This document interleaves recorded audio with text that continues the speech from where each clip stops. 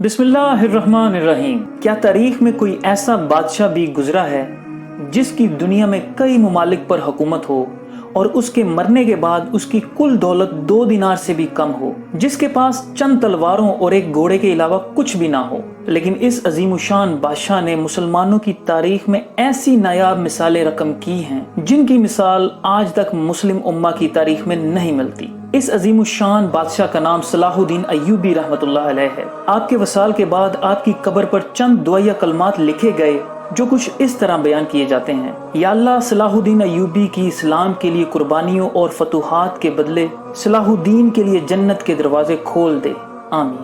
لوگ صلاح الدین سے محبت کرتے تھے جس نے ایک سچے لیڈر کی طرح لوگوں کے دل جیت لیے تھے۔ صلاح الدین ایوبی میں وہ تمام خوبیاں تھیں جو ایک مسلمان کو مومن کے درجے پر فائز کرتی ہیں۔ صلاح الدین ایوبی ایک ایسے مرد مومن تھے جنہیں فقط قرآن، ایمان اور اسلام کی بات سمجھ آتی تھی۔ آپ کی انصاف پسند سوچ کی وجہ سے مسلم اور غیر مسلم آپ سے محبت کرتے تھے۔ صلاح الدین ایوبی نور الدین زنگی رحمۃ اللہ علیہ کے شاگرد تھے۔ ناظرین، یہ وہی نور الدین زنگی ہیں جنہوں نے رسول اللہ صلی اللہ علیہ وسلم کی خواب میں زیارت کی تھی اور آپ کی قبر تک سرنگ لگانے والے 2 یہودیوں کو قتل کیا تھا۔ صلاح الدین ایوبی نے اللہ کے دین کی سربلندی کے لیے جہاد کیا۔ آپ جنگوں میں دشمنوں کی باری تعداد سے کبھی بھی خوفزدہ نہ ہوتے۔ یورپ نے صلاح الدین ایوبی کو روکنے کے لیے ہر طرح کے ہتھ کنڈے اپنائے اور اپنی تمام قوت اسے شکست دینے میں لگا دی، لیکن صلاح الدین ایوبی کی قربانیوں نے اسلام کا پرچم بلند کیا۔ بعض عرب علماء کا یہاں تک کہنا ہے کہ اللہ نے صلاح الدین ایوبی کو جنگ بدر میں اس لیے شامل نہ ہونے دیا کہ اللہ چاہتا تھا کہ اپنے دشمنوں کو اس عظیم مرد مجاہد کے ذریعے آنے والے زمانوں میں بری طرح شکست دے۔ صلاح الدین ایوبی کی بہادرانہ فتوحات کی خبریں جب یورپ میں پہنچی تو ان لوگوں کے لیے یہ یقین کرنا خاصا مشکل تھا کہ ایک غیر عیسائی یعنی مسلم اتنے دلیرانہ اور جرأت مندانہ انداز سے انہیں شکست دیتا ہوا آگے بڑھ رہا ہے۔ صلاح الدین ایوبی کا تعلق کرد قبیلے سے تھا جو اس وقت ایران اور ترکی کے درمیان کا علاقہ ہے۔ آپ کی پیدائش ملٹری خاندان میں ہوئی۔ اس علاقہ کے لوگ جہاں زیادہ تر ملٹری سے وابستہ تھے، وہیں ان میں سے بڑی تعداد علماء اسلام سے بھی وابستہ تھی۔ سلطان صلاح الدین ایوبی کی والدہ فرماتی ہیں کہ صلاح الدین کی پیدائش سے پہلے میں نے ایک خواب دیکھا کہ اللہ کی تلواروں میں سے ایک تلوار میرے پیٹ میں ہے۔ سبحان اللہ، عظیم مائیں ہی عظیم مردوں کو جنم دیتی ہیں۔ صلاح الدین ایوبی نے اپنی عمر کے نہایت چھوٹے حصہ میں قرآن حفظ کر لیا تھا۔ یہی وجہ تھی کہ ان کی سب سے بڑی خواہش تھی کہ وہ زندگی میں مسلمان علماء کے طور پر مسلمانوں کی خدمت کریں۔ صلاح الدین ایوبی کو تعلیم دینے والے استاد کے بارے میں ابن اسیر رحمۃ اللہ علیہ فرماتے ہیں کہ مسلمانوں نے ایسا عظیم اور قابل استاد نہیں دیکھا جیسا کہ نور الدین زنگی رحمۃ اللہ علیہ تھے۔ صلاح الدین کا ماننا تھا کہ نور الدین زنگی ان کے رول ماڈل ہیں۔ یہی وجہ ہے کہ جب دمشق میں جرائم کی تعداد بڑی تیزی سے بڑھنے لگی تو نور الدین زنگی نے صلاح الدین کی قابلیت کو دیکھتے ہوئے انہیں بہت چھوٹی عمر میں تمام دمشق کی پولیس کا سربراہ منتخب کیا۔ صلاح الدین نے کچھ عرصہ میں ہی پورے دمشق میں امن قائم کر دیا۔ کچھ عرصہ بعد جب صلیبی حملہ آوروں نے مصر پر حملہ کیا تو اس وقت مصر کے خلیفہ عدید نے اپنی بیوی کے بال کاٹ کر نور الدین زنگی کو بھجوائے، جس کا مطلب یہ تھا کہ ہم اب مصر میں اپنی عورتوں کی حفاظت نہیں کر سکتے، آپ ہماری مدد کے لیے آئیں۔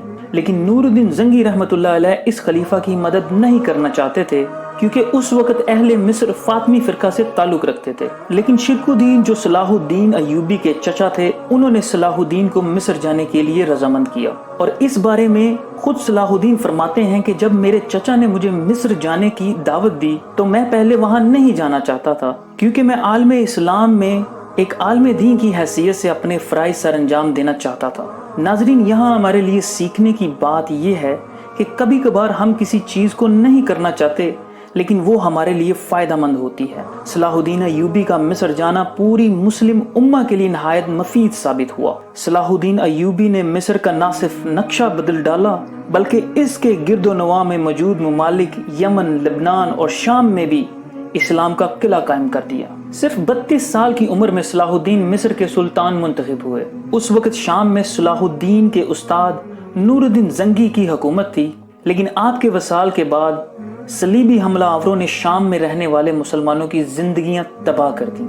उस वक्त शाम के लोगों ने सुल्तान सलाहुद्दीन अय्यूबी से मदद की दरख्वास्त की और अपनी तमाम उम्मीदें इनके साथ वाबस्ता कर ली। सलाहुद्दीन अय्यूबी के लिए तारीखी सफर का आगाज हो चुका था। यही वजह है कि सलाहुद्दीन ने उन तमाम मुसलमानों के खिलाफ जंग की जो अपने इक़्तिदार को बचाने के लिए सलीबी हमलावरों से मिलकर मुसलमानों की जिंदगियां अजीरन बना रहे थे। तारीख का मुताला करें तो ये बात पता चलती है कि सलाहुद्दीन अय्यूबी ने काफिरों से ज्यादा वक्त मुसलमान हुक्मरानों से जंग करते गुजारा, क्योंकि सलाहुद्दीन ये बात समझ चुके थे कि जब तक हम बटे रहेंगे हम कमजोर रहेंगे। लिहाजा उन्होंने मुसलमानों को एक झंडे के नीचे जमा किया। उस वक्त इस्लाम के बदतरीन दुश्मनों में से सबसे बड़ा दुश्मन रेजिनाल्ड शटलॉन था।